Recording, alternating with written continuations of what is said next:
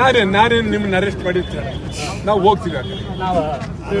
ನಿಮ್ಮ ಇಷ್ಟ, ನೀವು ಅದಕ್ಕೂ ಇದಕ್ಕೂ ಈಗ ತೊಂದರೆ ಕೊಡಕ್ಕೆ ಹೋಗ್ಬೇಡಿ, ಸರಿಯಲ್ಲ ಇದು.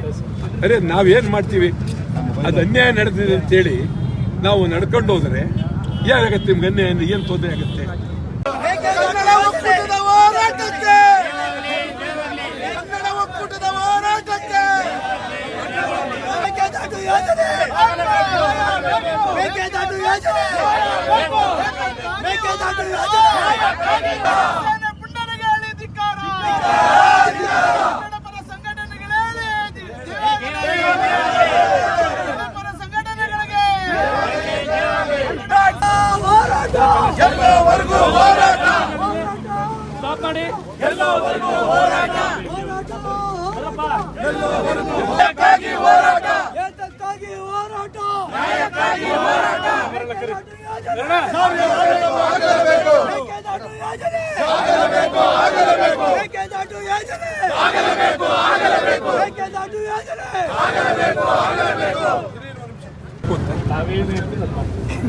ನಾನೇನು ನಿಮ್ಮನ್ನ ಅರೆಸ್ಟ್ ಮಾಡಿರ್ತಾರೆ, ನಾವು ಹೋಗ್ತೀವಿ.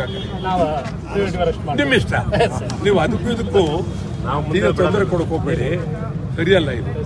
ಅರೆ ನಾವೇನು ಮಾಡ್ತೀವಿ, ಅದು ಅನ್ಯಾಯ ನಡೆದಿದೆ ಅಂತೇಳಿ ನಾವು ನಡ್ಕೊಂಡು ಹೋದರೆ ಏನಾಗತ್ತೆ? ನಿಮ್ಗೆ ಅನ್ಯಾಯ ಏನು ತೊಂದರೆ ಆಗುತ್ತೆ?